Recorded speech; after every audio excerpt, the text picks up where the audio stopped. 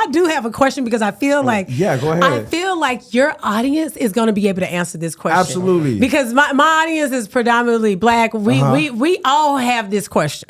Okay. We really we all have Okay. this question. Let's go. Why do people in Hawaii say nigga so much?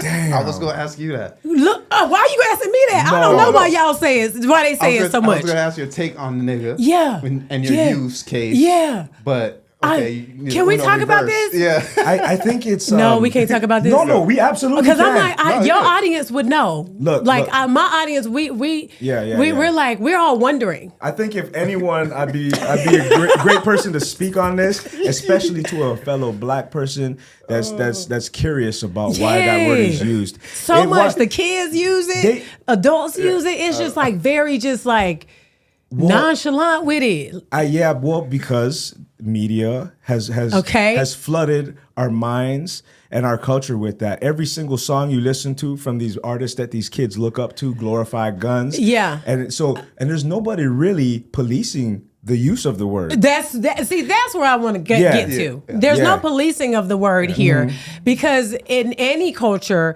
people can still hear the word nigga in music and know they don't need to say it. Yeah, well, I think in Hawaii they don't even. They ain't even bopped upside the head about it. They outnumber the black people here. Yeah, they ain't been bopped upside the head. But see, I think that sets them up for failure really because if they go outside of Hawaii and without, especially the kids, if they go outside of Hawaii without understanding what that word means and where it comes from and the hate that is in that word, right? Then it's going to set up a problem for them, especially in other places, because over here it really has been kind of accepted, like even in schools. Like I was working in schools like all last year, like feeding 1,200 kids a day, working with a youth organization, mentoring kids, and nigga this, nigga that, nigga this, nigga that. Like they just kind of are like, they just use the word very nonchalantly. And I think that it's going to create a problem. It's already a problem, but I think it's going to create an even deeper problem when they leave Hawaii. You know what I mean? And so you're saying it's a lack of enforcement here. It's a lack of enforcement, but I also wonder if a lack of education too. There's two things happening. There's a lack of education, and because there's a lack of enforcement or policing over the word, that it seems like it's okay because the next person isn't necessarily telling them. And so if you, like you mentioned, black people are, less than 4%. So they're not in community with a lot of black people. And it's not to say that black people are niggas. It's more so to say you're not even around anybody who could basically say, well, hold on. Why are you saying that? I don't even say that. You know what I mean? Like, so I think that that's really important for people to understand in Hawaii. Like, you're going to go somewhere else and it's not going to be cool like that. I understand. And for a local black person, right? I grew up here. Yeah. It's something that I'm not offended when I hear people say it. Yeah, right. Because I'm what I'm saying? Yeah, you're like, and it's not necessarily, and for me, I have a different relationship with the word, but I ain't finna just let you sit up here and just being like, hey, what's up, nigga? I ain't your nigga. Yeah, I got you. Okay, right. Yeah. Definitely if you're non-black. I'm not finna sit up and do that with you. So you don't even get the pass to Samoans or other people of I color? don't. It's not a past thing for me. It's more of it's more of like, do you understand why this? But I understand why some of them think they have a pass, right? A lot of people from California too. Yeah. Yep. Right, definitely. But I think in Filipinos I be hearing. I mean, everybody here. When I worked at like the airport and I was like overseeing like 300 300 employees there. I mean, all backgrounds, Samoan, Micronesian, everybody, Filipino, nigga this, nigga that. And I was just like, oh my God, like y'all just use this to work. Y'all I'm gonna have to send y'all home. Like y'all gonna start losing money. Like I'm gonna have to, because you can't just like professionally in spaces like at all just be saying it, right? But you know what I do realize is that even white people that are born and raised here, they don't say it. Because they know. They know. It's the other people that don't know in Hawaii that they can't say it. But I say all that to say it's not like for me, like I'm like spending all my energy on it, but it's more so like we're genuinely curious why like so many non-black people use the word nigga here. And I'll also point this out because like in other places you might have other cultures like maybe Dominicans or Puerto Ricans that use it and they're like, well, I grew up around a lot of Black people. And so like I kind of just always used it because I was stewarded in that culture or in that environment. But that's not necessarily the case for people in Hawaii. They're not necessarily stewarded in black culture here. They're not you know what I mean? They're not stewarded in Black community here, right? They may see the culture through media and they may adopt some of it, they may love some of it, but they're not necessarily, there's not, this area is solely designated to Black people, and so that's where I lived. And then, like, you know what I mean? Like in some communities here, you might have like in Waipahu, there's a Filipino community, and someone could say, well, I grew up in Waipahu around all Filipinos, and so that's why I'm like, right. But in Hawaii, you can't really say that. You can't really say, oh, I grew up in this area, and so everybody was Black. No. You can't.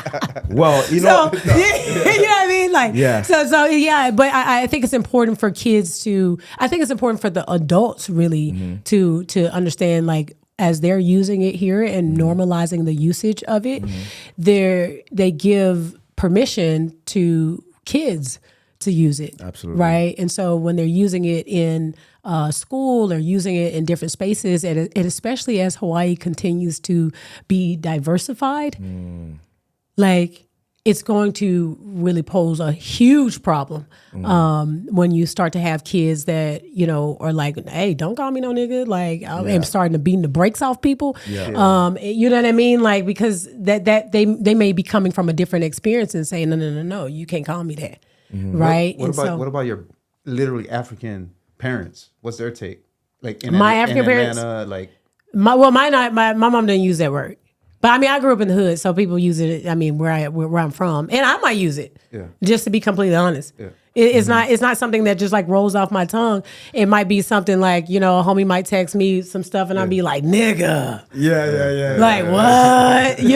Like that kind of thing. But like, I'm not just like what's up, nigga? What's up? It's just not like flow for me like that. But I'm also from Birmingham and I'm also like from the east side of Birmingham. So it's not that like I'm saying, hey, it never leaves my mouth. I'm saying that I think it's important for kids to understand the context around that word, because I don't think they do. I think it's exactly what you're saying. They're looking at the TV and their favorite artist or whatever the case may say it, or their uncle may say it here or whatever. But I do think it sets them up for failure. Well, that's another way where they're trying to emulate the Black culture. That's what I'm saying. Right? Yeah. I can say saying nigga makes me feel like I'm a little Black. Like I'm a little Black, I'm a little cool. Like the music here, like the clothes here, like the way people talk. Yeah. I've noticed a lot of Filipino that you go to the Bay, a lot of them talk with that Ebonic style. You know what I mean? Like the slang. The slang. Well, like African American vernacular, which I mean, to me is a language, the same way pidgin would be a language. Or like patois. Patois. It's a language, right? And so, I agree. I just think I look at it in how it really affects the future generations, because like the adults at this point, like they're going to do whatever the fuck they want to do. But it's important for us to lead the future generations not astray. Okay. Would you mind giving the future generations Amy's version of the context behind nigga? Well, nigger, and some of them be using the hard ER too, so we got to be very clear about that. But that is a word that is stewarded in hate against Black people, right? And when we talk about the Jim Crow South, that's a word that just has a lot of violence behind it, a lot of death, a lot of murder, a lot of systemic racism behind it. And so sure, there at some point in hip hop culture, people started to change how it was used and take the power back and be like, okay, nigga, I'm gonna like change this meaning of this, right? But it's not a word that is stewarded in embracing someone It's not a word that is stewarded in love by no means, right? And so it's really interesting, even like in the Hawaiian culture, I don't think in Olelo there's actually any words that are inherently bad, right? Like it is in English, right? In English, you can say nigga and we know that that's not good, right? But in Olelo, I don't think that there are just any words that are inherently bad. So you have to put meaning to those words, right? Like Holly. Like Holly. Oh, popolo, right? Yeah. Like someone can use popolo and say that's an adjective, but if you be like, hey, fucking popolo. Yeah. That's an issue. yeah. That's an issue for me. I need you to tone it down. Absolutely. Now, if you might say, hey, the popolo girl that was visiting the other day, she was amazing, I might say, okay. Right, that's an adjective. But if you got the hard, fuckingness at the beginning of it, is like, hey, context. I need you to pipe down. Popolo was a berry, right? It's a berry, a medicinal berry, right? Of course, medicinal berry. Yes. Yeah, of course. You know. Yeah. But I mean, I'm just saying how people put meaning to words, Absolutely. right? So sometimes at the core of it, the words they don't have meaning until humans put meaning to them. And so, but yeah, so that's what I wanted to, because honestly, my audience and my community has been very, very curious of like, how everybody use the word nigga out here. Nigga this, nigga, what's Come up, to vacation nigga, in Hawaii. Nigga this. My nigga. Right, like, aloha nigga. Aloha nigga, like, y'all gotta pipe down. Like, it's too much. It's too much. Like, it's too much. Everybody is too much. Like, right. Aloha niggas. Oh, man. Yeah, so, no, but like I said, I just think it's really important that... That's gonna be the real right there. Aloha niggas. It's like, man, we gotta really look after these kids because they don't know, and like I even think about, I look at it the same way, and then I'll wrap this up because I know we got things to do, but I look at it the same way I look at the bullying here. The bullying has been bad here. Absolutely. It has been that way. It's just, educators have been sounding the alarm. So many people, and even in our community, have been coming to me for years and saying, hey, this is the bullying that my kids are experiencing in their schools and this and that. And so people have been sounding the alarm. I just think it's really important to understand like why it's happening.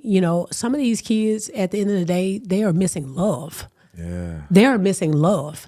And just because they are missing the love doesn't mean that they're able to go out there and bully these kids, because it's going to end up really bad. When you have, Hawaii is really lucky, and I'm not trying to go to the dark side, but Hawaii is really lucky when these bullying incidents come up that no one ends up getting killed. Because what we see on the continent or in different environments and neighborhoods or states on the continent is that the bullying could really lead to something bad. And so that person comes back to school with a gun or whatever the case and shoot the place up. Yeah. And so what I think adults, be real though, I think adults here need to understand that we have to find spaces for these kids and especially provide them the love that they are missing. And that's why they are acting the way that they're acting. And even if their parents are present, maybe their parents are suffering from drugs, or maybe their parents, or whatever the case, right? They're living in an impoverished area or whatever the case, they don't have access. But at the end of the day, this bullying stuff is really serious because somebody's going to get seriously injured. And I'm talking about not just injury. I'm talking about something you can't come back from. Absolutely. Okay. And again, that's why I want to bring this up, because it's the same way that I look at the word misuse of nigga and all of that. If they leave Hawaii, it sets them up for failure. Because if they go to other places with this same mindset of bullying and scrapping and all of that, a lot of people on the mainland and continent, they ain't scrapping. They pulling up on you with guns.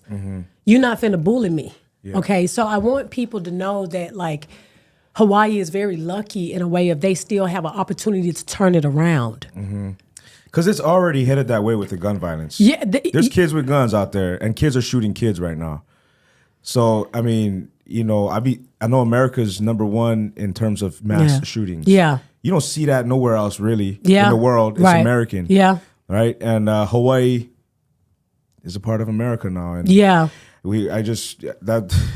Yeah. We don't want to see that day here in Hawaii. No, we don't. And so I think it's time for all of the adults to step up. Yeah. Like I said, not to like make this dark, but it is. No. I mean, all of this stuff is just facts. It's time for so many people to really, really step it up here in Hawaii and be leaders. Mm-hmm. Right? Yeah. And be role models. Absolutely. Right? Absolutely. You know, and provide spaces where these kids feel loved, even if their parents are not able to do it. That's where the community actually comes in. Mm-hmm. Like, because it, yeah. So that's what I have.